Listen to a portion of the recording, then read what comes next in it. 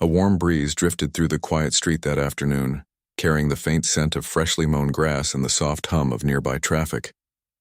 Marcus Hale guided his company van to a gentle stop in front of number 32, its faded white, paint trim and neatly trimmed hedge giving the house a friendly, welcoming air. He turned off the engine and sat for a moment, listening to the sound of birds in the trees overhead and feeling the weight of his tool bag beside him. The sun was high in the sky, and even through the closed window he could feel the heat pressing against him like a gentle reminder that summer had arrived in full force. Marcus swung open the van door and stepped out, setting his feet on the concrete driveway. Each morning when he climbed behind the wheel to begin his rounds, he felt that familiar mix of excitement and nervous energy.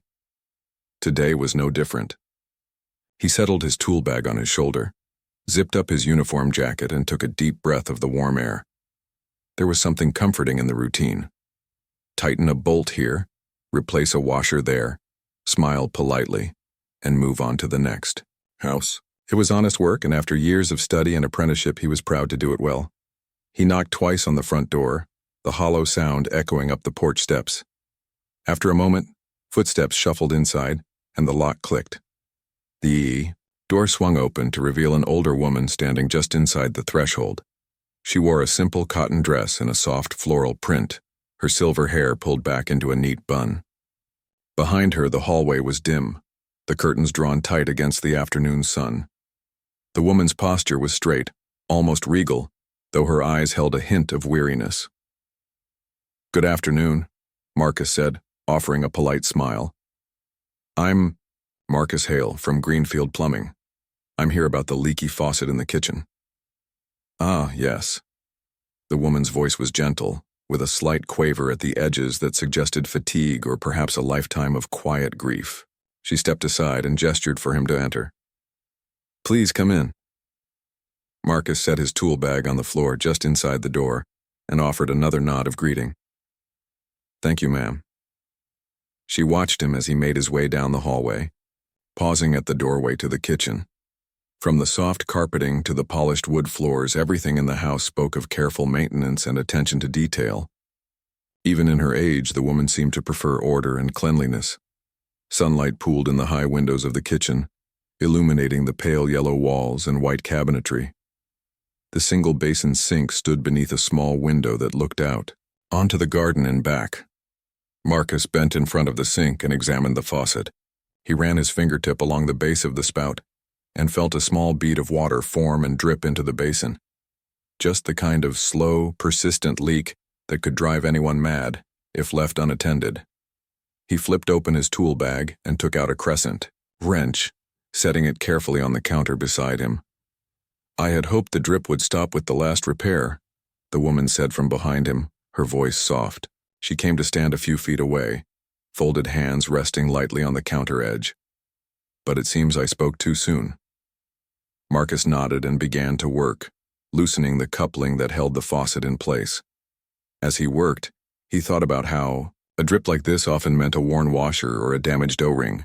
He prided himself on his ability to diagnose problems quickly and accurately. In his mind, every faucet was a puzzle waiting to be solved, every pipe a path to follow. He looked up briefly to see the woman's hands. They were small and delicate, the skin pale and thin with age. He wondered what stories those hands could tell. Years spent cooking family meals, gardening in the spring sun, knitting shawls for grandchildren. He felt a pang of empathy. Service calls like this were routine to him, but for the people who called, they were moments of vulnerability, chances to rely on a stranger and hope for a good result. "I'll take care of this for you," he said, tightening his grip on the wrench. "Just give me a few minutes." "Thank you," she replied, her gaze drifting to a framed photograph on the countertop. It showed a younger couple standing in front of a small house, smiling broadly. The man's arm was around the woman's shoulders, and they both looked happy and hopeful. Marcus finished loosening the faucet and set the old parts on a paper towel. He reached into his bag for the replacement kit, several small parts neatly arranged in plastic compartments. As he selected the correct pieces, the woman crossed the kitchen and stood beside him, her eyes fixed on his hands. "I used to enjoy doing this sort of thing myself," she said. "My late husband was the handy one, but I would always lend a hand in the smaller tasks." Marcus smiled without looking up. "It's good to keep busy," he said, fitting the new washer into place. "Keeps the mind sharp." She nodded, turning her gaze to the window. The garden beyond was lush. Roses in full bloom, the old oak tree casting a generous shadow, a small stone path winding through neatly trimmed grass. Marcus worked steadily, his hands confident and sure as he reassembled the faucet and tightened the new parts. Water pressure was excellent when he tested it, and the drip was gone.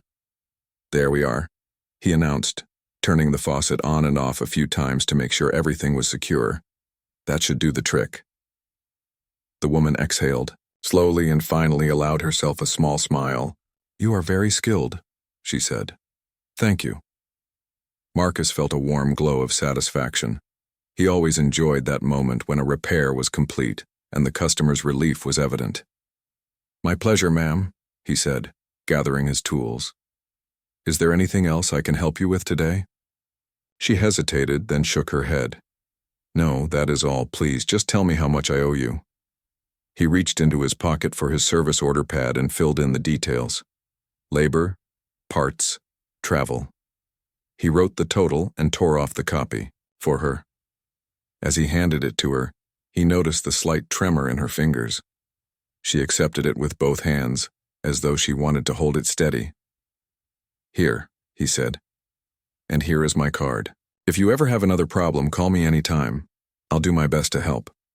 She looked at the card, then back at him, her eyes shining. "Thank you, Marcus," she said softly. "I will."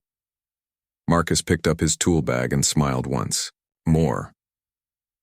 "Have a good day, Mrs. Carter." "Goodbye, Marcus." She stood in the doorway, her posture still as straight as ever, but there was a gentleness in her gaze that hadn't been there when he first arrived. He stepped onto the porch, closed the door behind him, and felt a lightness in his step as he made his way back to his van. To any passerby, it was just another service call completed.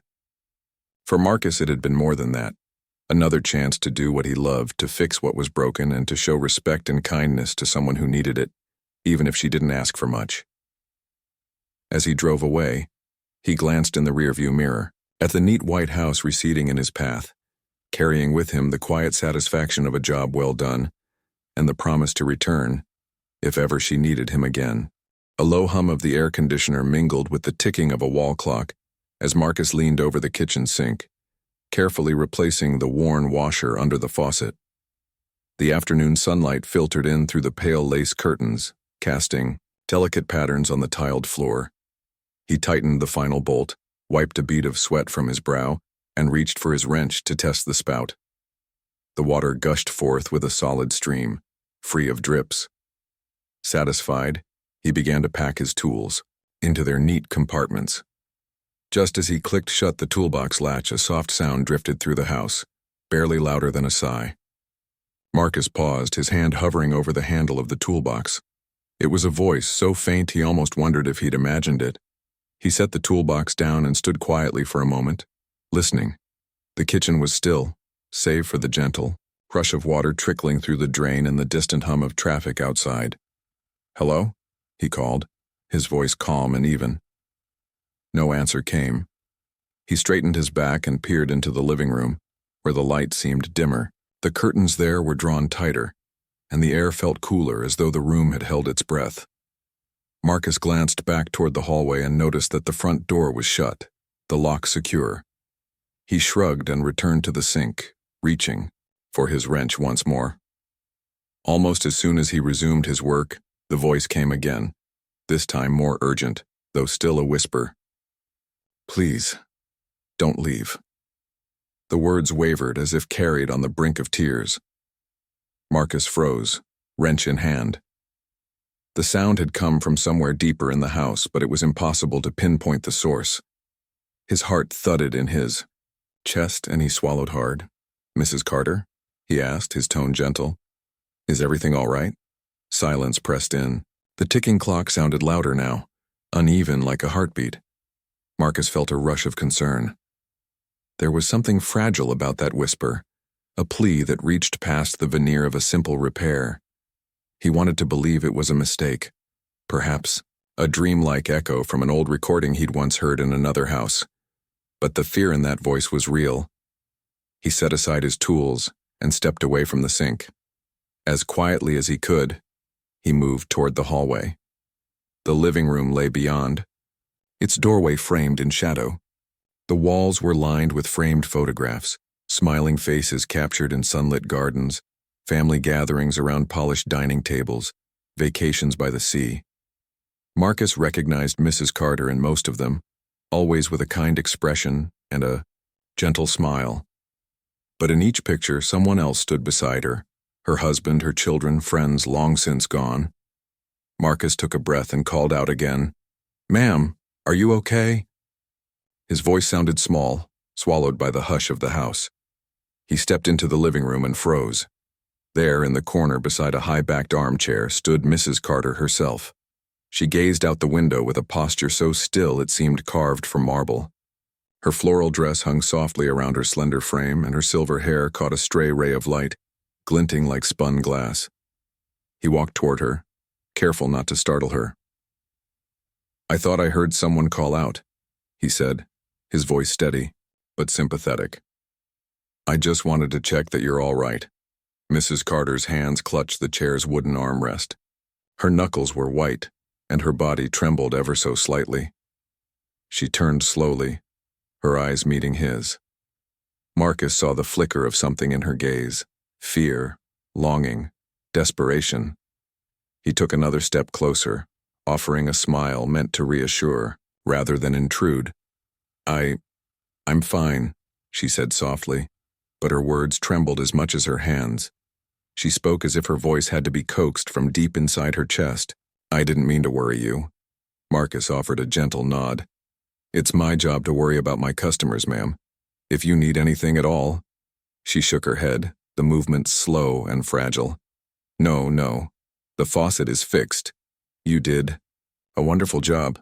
She paused, and Marcus noticed that her voice cracked on the last word. He stepped closer, his concern growing, and lowered himself to one knee so they would be at eye level.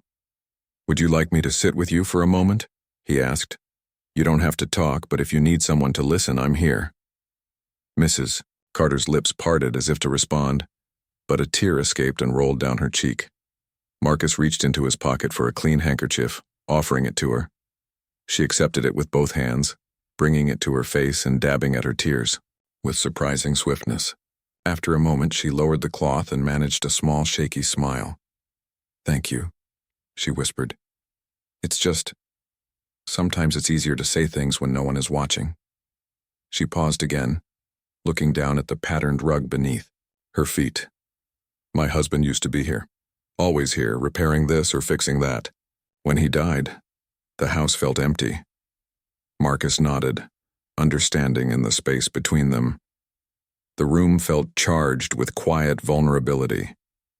He thought about his own life, how he had chosen plumbing because it let him help people, restore, order, and bring relief. But this was different. Mrs. Carter's need was not for a fixed pipe or a tightened bolt. It was for someone to stay. "I'm sorry for your loss," he said softly. "I can only imagine how hard that must be." Her gaze lifted to his, and for a moment, the years fell away. She looked like the young woman in her wedding photograph, bright-eyed and hopeful. "He was my partner in everything," she said. "Losing him felt like losing half myself. Since then, I've been afraid to ask for help, afraid people would see just how alone I am." Marcus reached out and gently touched her shoulder. "You don't have to be alone," he said. "Not while I'm here.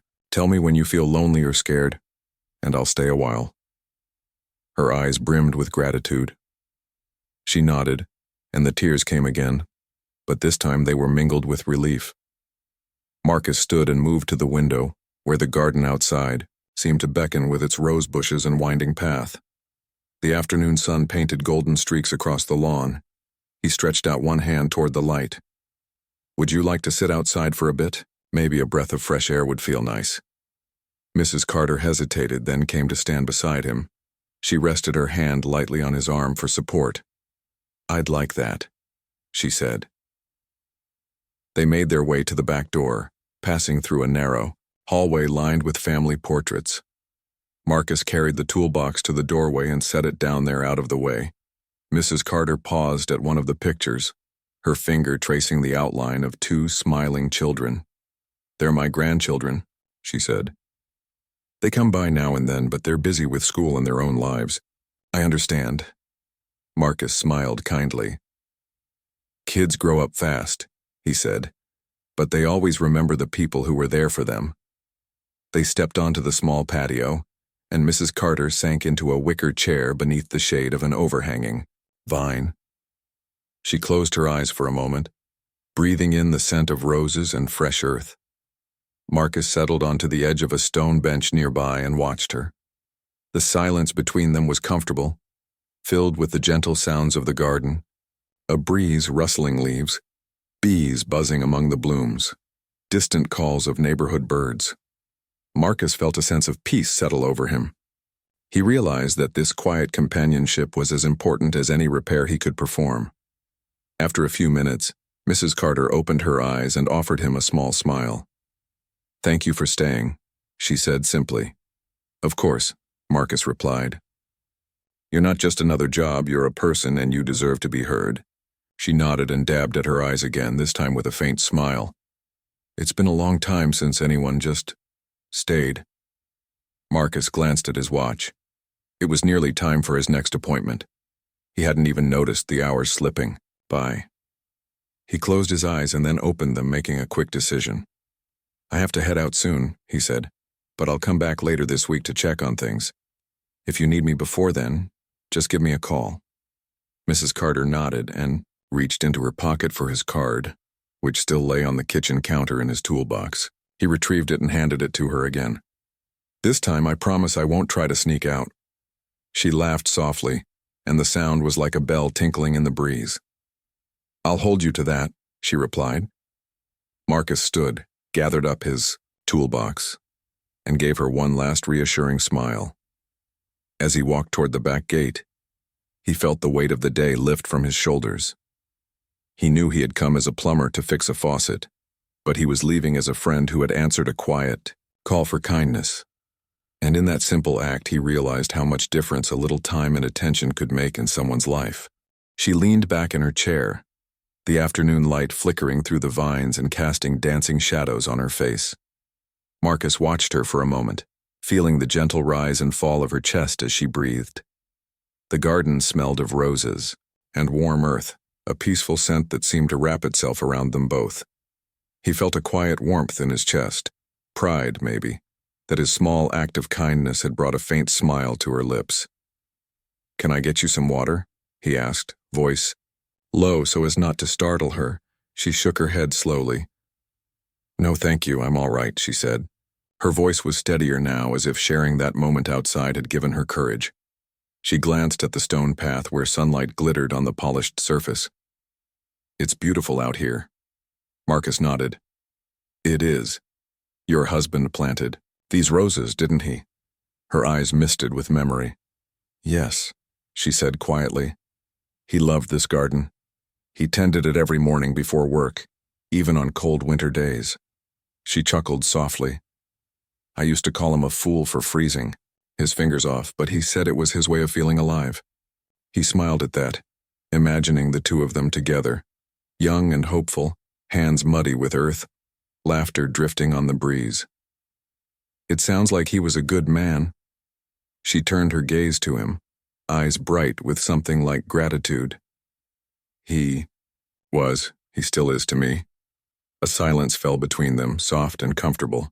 Marcus felt that in her quiet, fragile way, she was offering him a glimpse of a life he could scarcely imagine. Years spent in love, partnership, shared dreams. He shifted on the bench to look at her more fully, noting the fine lines at the corners of her eyes, the gentle curve of her smile. "I'm glad I could help today," he said, "not just with the faucet." He paused, unsure how to say more without sounding awkward. Finally, he leaned forward. "You know, ma'am, I haven't done many plumbing jobs that turned into garden visits. I think this is my favorite so far," and you laughed, soft and musical, and for the first time since he arrived, she looked like her old self, warm, friendly, full of life. "I'm glad," she said. "It's been a lonely summer." She stared down at her hands, folded neatly in her up. "I'm grateful you stayed." He waved away her thanks. "I'd do it again," he said simply. She looked up at him then, her gaze steady. "Tell me about you, Marcus," she said. "What brought you to plumbing?" He smiled at the chance to shift the focus. "My father was a carpenter," he began. "He built houses from the ground up, framing, roofing, finishing. I grew up watching him work with his hands, fixing this or that around the house. But plumbing always fascinated me more. Pipes are like the veins of a building. If they're blocked or broken, everything else starts to fail. I wanted to learn how to keep homes alive, to bring water where it needs to go." She nodded thoughtfully. "That makes sense. You're keeping houses alive." She leaned back and closed her eyes, the breeze stirring the lace curtains behind her like gentle wings. After a moment, she opened them again. "You have a good heart, Marcus." He felt a flush of warmth at the praise. "Thank you, ma'am. That means a lot." He glanced at his watch. The late afternoon sun was beginning to dip, and he knew he should head to his next job soon. Yet he found himself reluctant to leave this quiet, sorrow-tinged corner of someone's life. She must have sensed his hesitation. She turned her head toward the garden. "Would you mind if I showed you something?" she asked. "Something my husband started but never finished." His curiosity piqued. He stood and brushed the dust from his knees. She rose slowly, her hand on the arm of the chair for support. He reached out and, steadying her shoulder, guided her toward the gate that led to a deeper part of the garden. Beyond it, a small wooden arbor leaned at an angle, its structure incomplete. Vines curled around its supports, but the wood stood bare in places as if waiting for their touch. "He wanted to build this arbor for our wedding anniversary," Mrs. Carter said, her voice soft. "But he fell ill before he could finish it. I haven't had the heart to complete it myself." Marcus studied the idle beams, picturing how the structure might look with fresh lumber and proper braces. "I could help you with this," he said, surprising himself with the offer. "I know a bit about framing. It's not plumbing, but it's still fixing something broken." She looked at him, uncertainty warring with hope in her eyes. "You would?" she asked. He nodded without hesitation. "I'd be honored." A smile blossomed on her face. A small thing, but for Marcus it felt like sunlight breaking through clouds. She reached out and pressed her hand to his arm in a gesture of thanks. "Thank you," she whispered. They spent the next hour selecting pieces of weathered wood from a small shed at the corner of the yard. Mrs. Carter pointed out boards that her husband had cut, marked with pencil lines fading from age.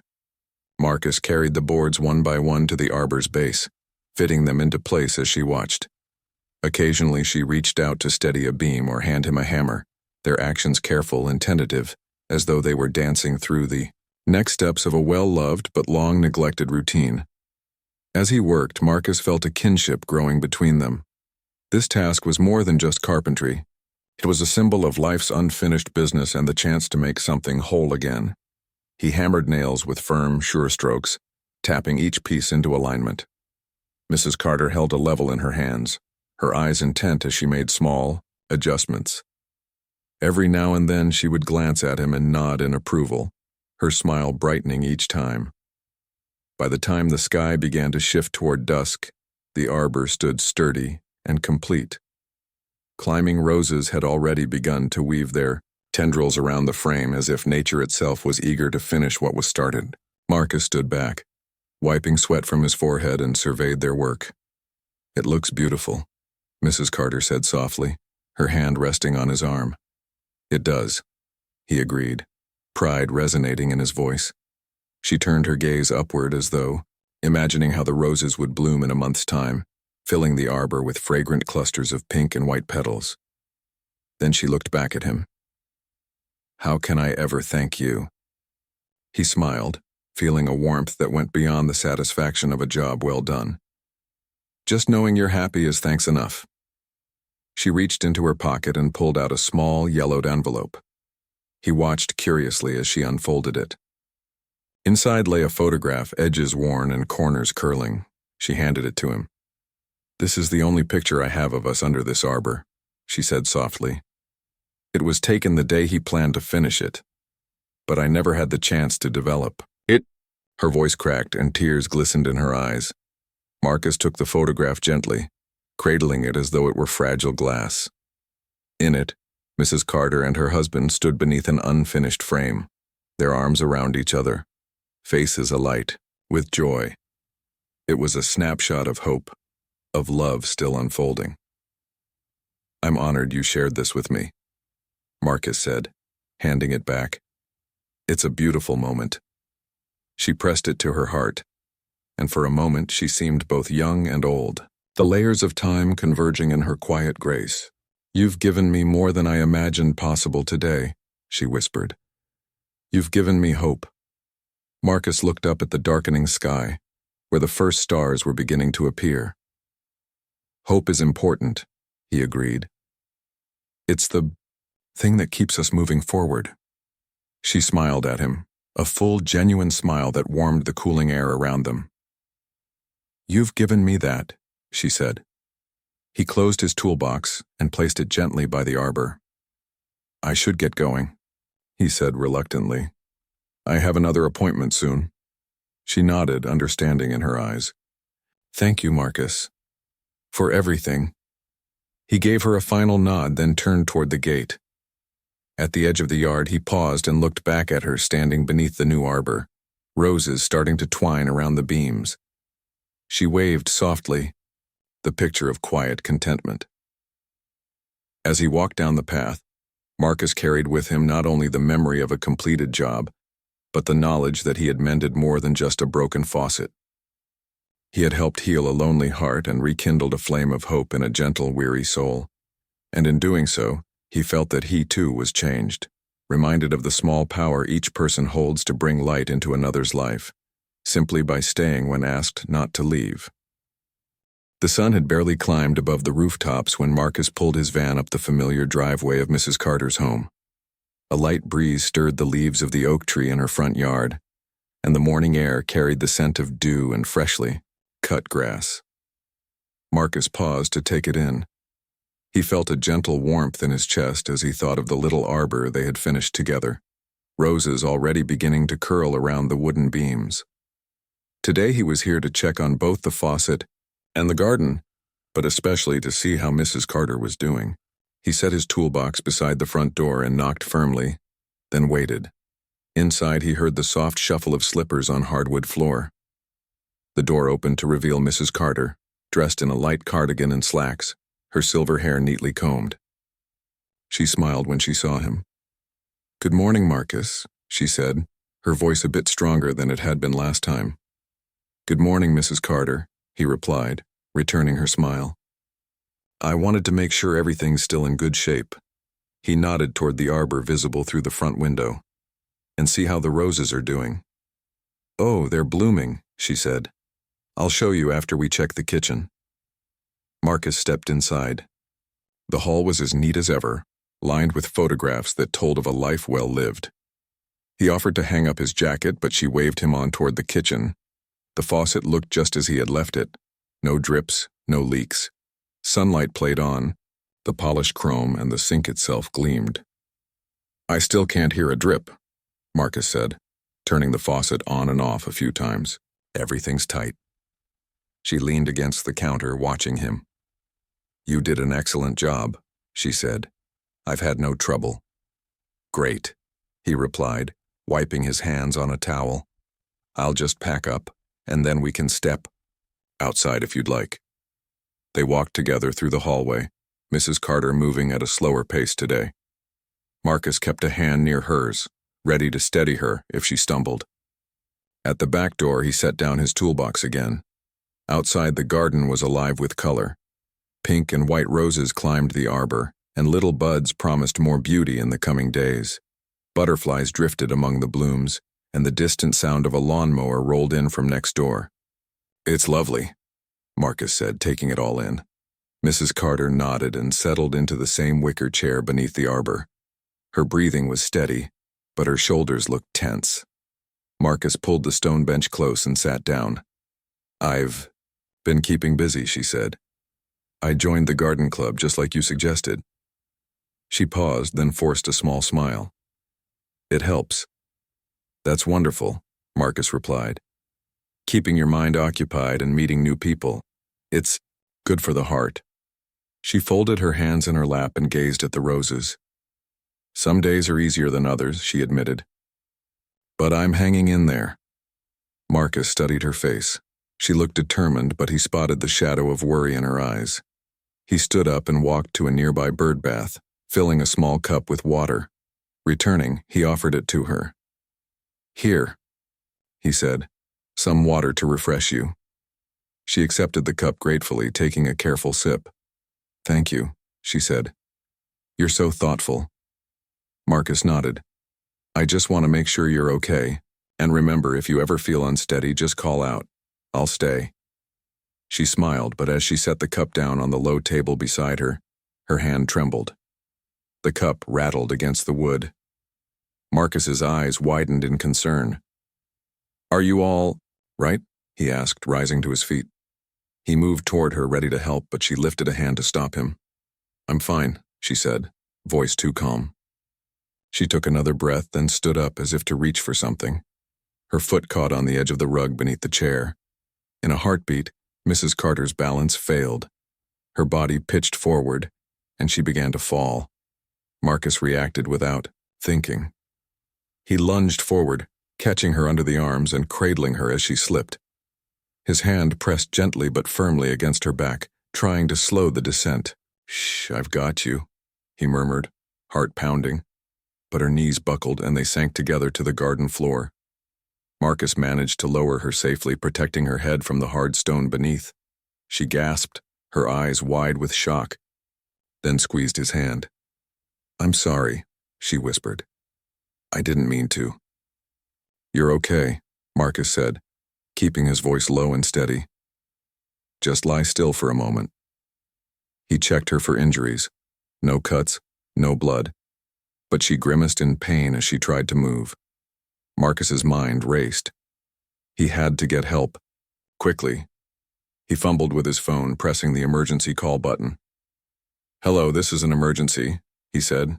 "My customer just fell in her backyard garden. She's in pain and can't stand. Please send help right away."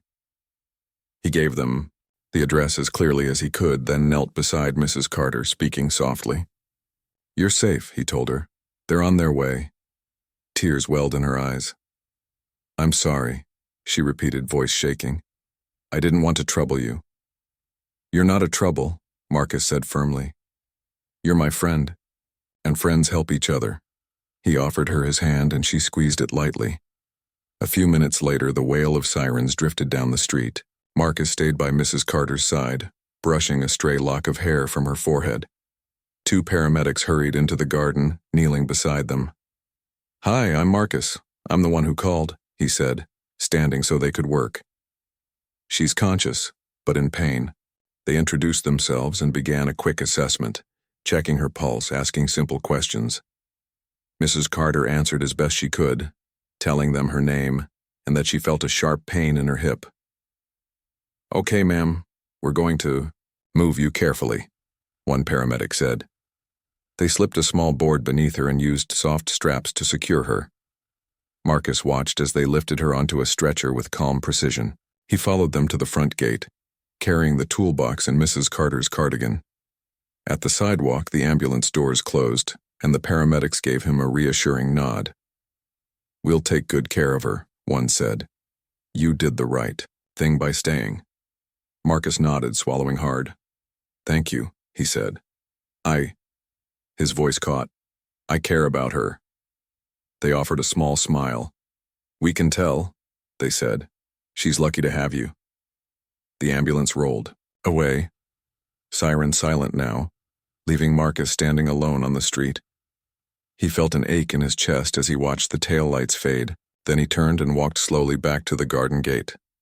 Inside, the roses glowed softly in the afternoon light. The arbor stood silent, its wooden beams now a symbol of both hope and fragility.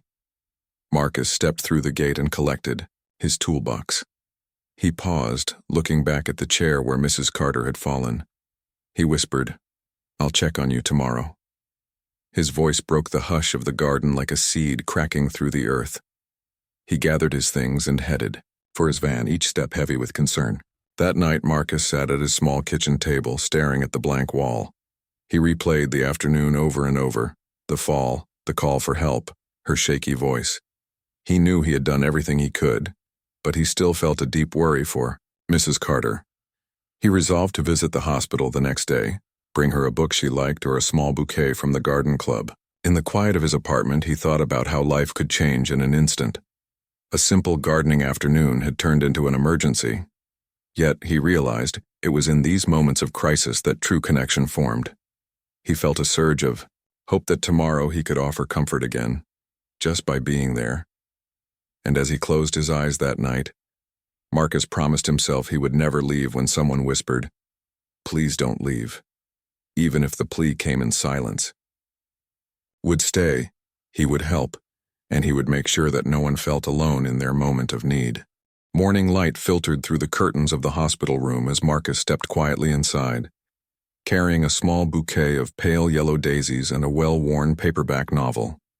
The soft hum of medical equipment and the muted chatter of nurses in the hallway greeted him. He paused at the doorway, taking in the sight of Mrs. Carter lying propped up on pillows, her cheeks flushed with color and her silver hair neatly brushed. Even in a hospital gown, she radiated a calm dignity. "Good morning," Marcus said softly, setting the flowers on the bedside table and placing the book beside them. He pulled a chair close to her bed and sat down. "How are you feeling today?" Mrs. Carter lifted her head and smiled, though the effort made her wince. "Much better," she replied. "The doctors say I just bruised my hip and will need a few weeks of rest and physical therapy." She patted the space beside her. "I'm glad you came." Marcus returned her smile. "I wouldn't have missed it," he said. "I brought you something to read and these," he gestured to the daisies, "to brighten the room." Her eyes sparkled at the sight of the flowers. "They're lovely," she said, inhaling their fresh scent. "Thank you." Then she added quietly, "Thank you for everything, Marcus. If you hadn't been here, I don't know what would have happened." He shook his head. "You would have been fine," he said, though his voice held an edge of emotion. "But I'm glad I was here." He leaned forward. "The garden club sent their best wishes, too. They're eager to help once you're back home." Her smile grew warmer. "That's wonderful," she said. "It makes me feel less alone, knowing people care." They fell into a comfortable silence, broken only by the soft beeps of the heart monitor. Marcus glanced at the book he'd brought, a collection of short stories by a favorite author of Mrs. Carter's. He opened it to the first page, but then closed it again. "Tell me about your therapy plan," he prompted gently. "What will you do first when you get home?" She thought for a moment. "I'll start with simple leg exercises," she said. "The therapist said I should practice sitting and standing, and then walking a little each day. I'm a bit nervous about that." Marcus squeezed her hand. "I can help you at home," he offered. "I'll come by in the mornings and we can practice together." She looked at him, surprise and gratitude mingling on her face. "Would you do that?" she asked, her voice soft. "Of course," he replied without hesitation. "And I'll bring your favorite tea, too." She laughed, a bright sound that filled the room. "You're impossible," she teased, though her eyes were full of warmth. "But I'm grateful." Over the next few days, Marcus visited Mrs. Carter every morning. He helped her into her coat when she was discharged, and together they walked slowly through the garden, using her cane at first, then gradually relying less on it.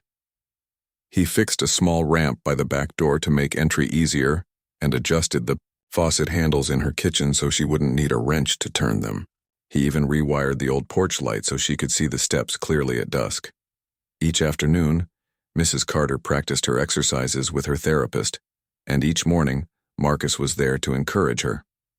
Sometimes she complained of soreness, and he would coax her to keep going. Other times she would surprise herself by walking a little further, and he would cheer her on as though she had run a marathon. The garden bloomed around them as spring turned to summer. The roses along the arbor opened into full blossom, their petals like soft whispers of pink and white. Mrs. Carter and Marcus sat under its shade one afternoon, sipping iced tea and watching butterflies drift among the blooms. "You know," she said, settling back in her chair, "I never thought I'd enjoy sitting out here with someone fixing things around me." She smiled at the old arbor. "But you've made it feel like a living part of my life again." He smiled back. "I think your husband would be proud," he said. "He started it and you two finished it together." She closed her eyes, breathing in the warm breeze. "It means more to me than you know," she whispered. "This garden, this home, you've given me a reason to care again." Over the next weeks, news of her progress spread through the neighborhood. Neighbors stopped by with fresh bread or small gifts, a pitcher for lemonade, a bird feeder to hang by the window. The garden club invited her to lead a spring tea in her backyard, showcasing the roses and arbor that had become her pride. She accepted, asking Marcus to attend as her honored guest. On the day of the tea, Mrs. Carter stood beneath the arbor, her gray hair pulled back with a silk ribbon, a soft blue dress flowing around her. Marcus arrived early to make sure the punch bowl was full and the chairs arranged in neat circles on the lawn. When guests began to arrive, ladies in sun hats and gentlemen with canes, Mrs. Carter greeted each one warmly, introducing them to the arbor as her own labor of love. At one point she paused by Marcus, her eyes moist with gratitude.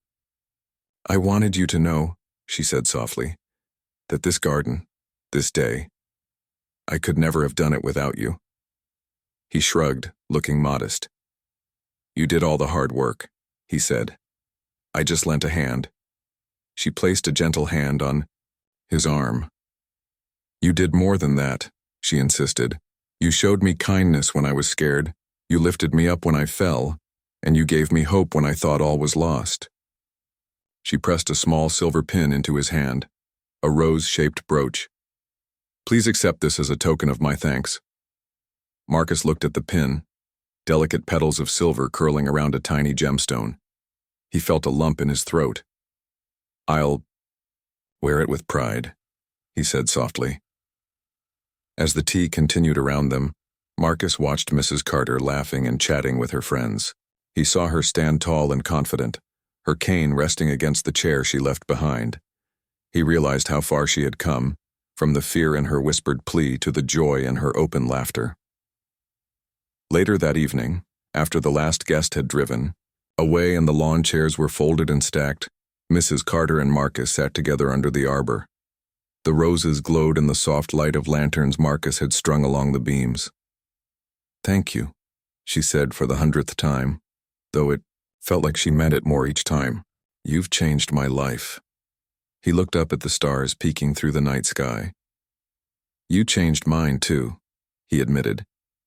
"You reminded me that the work I do isn't just about pipes and faucets. It's about people, their lives, and the moments we share." She reached out and took his hand. "You gave me more than I ever expected," she whispered. "You gave me back my home." Marcus squeezed her hand gently. "I'm honored," he said. "And I promise I'll always be here whenever you need me." Mrs. Carter leaned back, content. Above them, the roses rustled softly in the night breeze, as if whispering their own thanks. And under the gentle glow of the arbor lights, two friends, a young plumber and a kind widow, sat in peaceful silence, grateful for the journey they had shared and the promise of many more moments to come.